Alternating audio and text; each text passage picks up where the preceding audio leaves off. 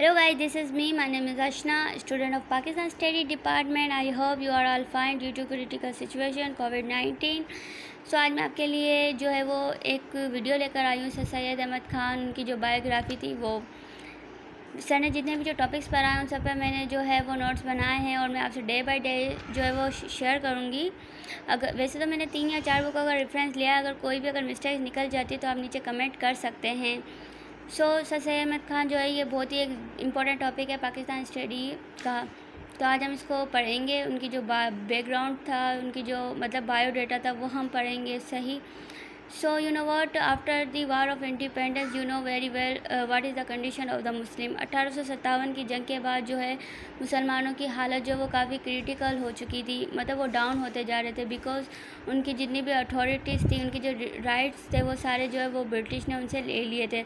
और उस वक्त जो मुग़ल एम्पायर था, जो बादशाह थी, उस वक्त जो मुग़ल एम्पायर थे वो बहादुर शाह ज़फ़र थे। तो मतलब उस तो बादशाह भी वो ख़त्म हो गई थी, होती जा रही थी, क्योंकि जो है वो ब्रिटिश आ गए थे सही। तो ऐसे में ऐसी क्रिटिकल सिचुएशन में सर सैयद अहमद ख़ान आए। उन्होंने मुसलमानों के अंदर वो अवेयरनेस लेकर आए और वो अवेयरनेस थी एजुकेशन, क्योंकि उस वक्त जो ब्रिटिश थे वो काफ़ी सुपीरियर थे, उनके पास काफ़ी ज़्यादा पावर थी। तो जो है और जो मुसलमान थे वो काफ़ी मतलब डाउन हो गए थे, उनके पास कोई मतलब सोर्स नहीं थी कि वो किस तरीके से जो है वो ब्रिटिश से डील कर सकें। तो सर सैयद अहमद ख़ान ने उनके अंदर अवेयरनेस लेकर उन्होंने कहा कि अगर ब्रिटिश से आपको अपनी अथॉरिटीज़, अपनी राइट्स लेनी है तो आपको जो है अगर आप वेपन्स की जगह एजुकेशन का जो इस्तेमाल करें तो ज़्यादा बेटर होगा।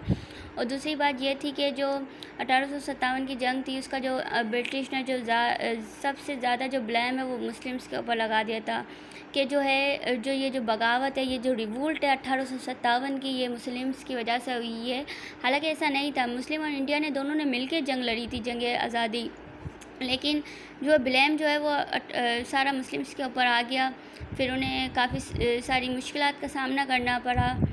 फिर सर सैयद अहमद ख़ान ने इस मिसअंडरस्टैंडिंग्स को भी दूर किया कि जो है वो मुस्लिम्स थे वो इसमें जो है वो इंक्लूड नहीं थे अकेले। खैर ये सब बात की बातें हैं, ये हम सारा डिस्कस करेंगे। अब हम जो है वो टॉपिक पे आते हैं।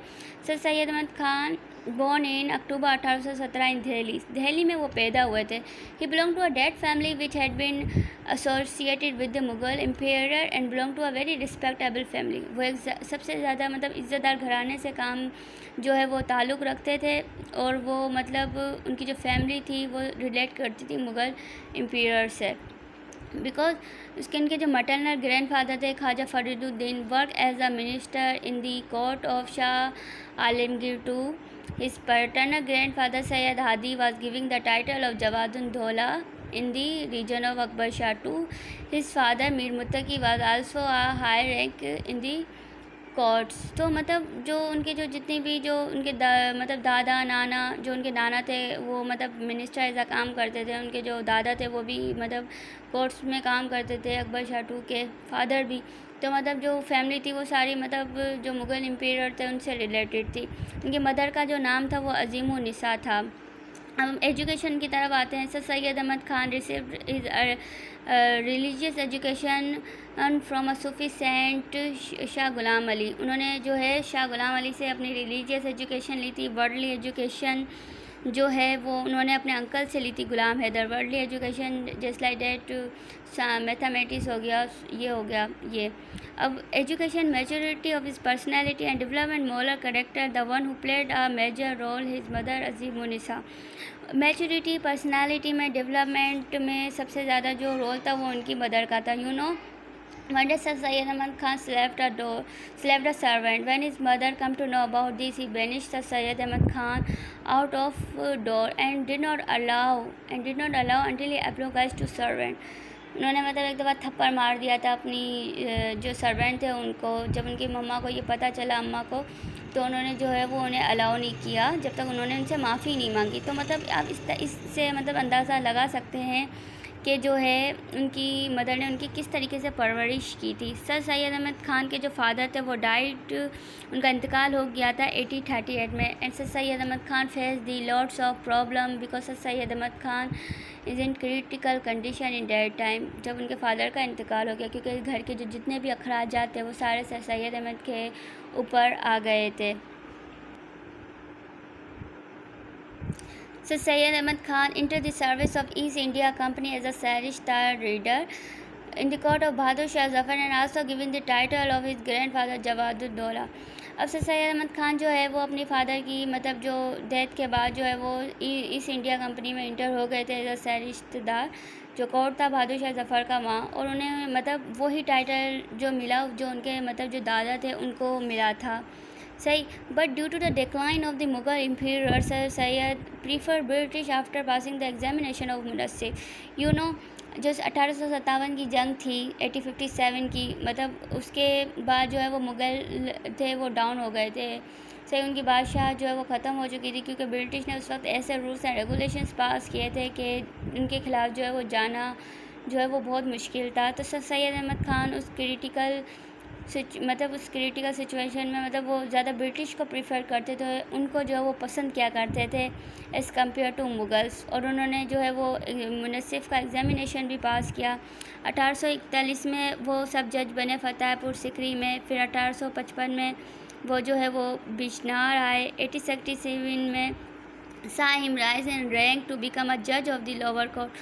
ان کا مطلب رینک دے کے انہیں جج بنایا گیا. صحیح. لوور کورٹ کا. تو مطلب ان کی ایبیلٹیز اور ان کے اسکلس دیکھ کے صحیح ان کے جو ٹرانسفر اور ان کے پروموشنس ہو رہے تھے، کیونکہ سر سید احمد خان جو ہے وہ کافی وائس مین تھے اس وقت. صحیح. اب ہم اس والے پوائنٹ پہ آتے ہیں. In 1864 Sir Ahmad Khan went to England because what Syed Ahmad Khan had established himself a person of some potential when his son Syed Mahmud won the government scholarship to go to England for higher studies. This opportunity helped Sir Syed to go with his son. They sailed for England on April 10, 1869.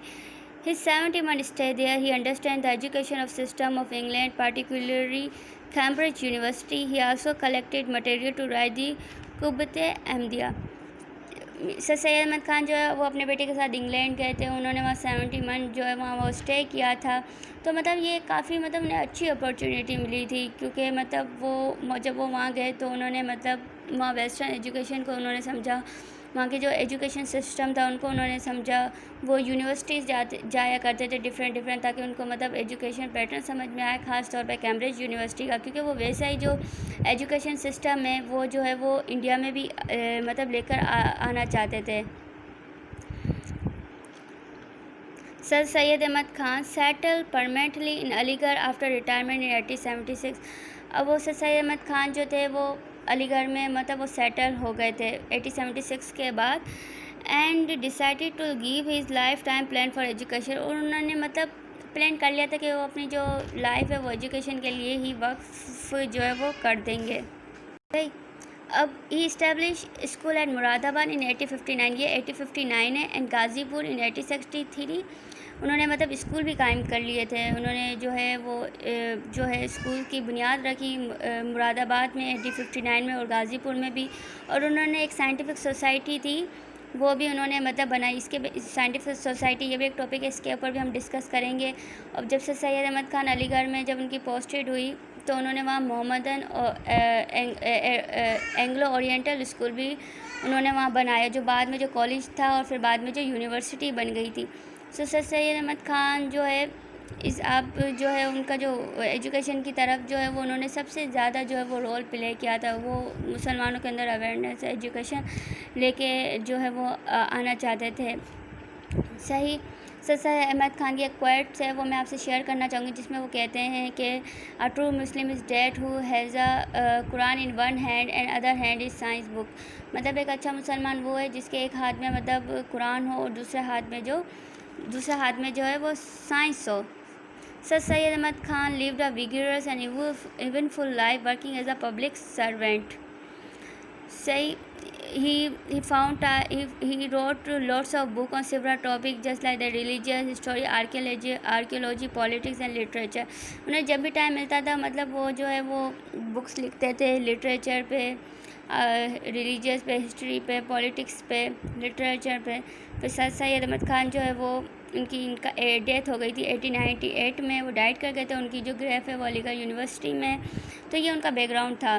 ابھی ان کا مطلب topics ہیں کافی جو انہوں نے education system میں ان کا کیا رول تھا، پولیٹکس میں کیا رول تھا، ریلیجیس میں کیا رول تھا، سوشل میں کیا رول تھا ان کا.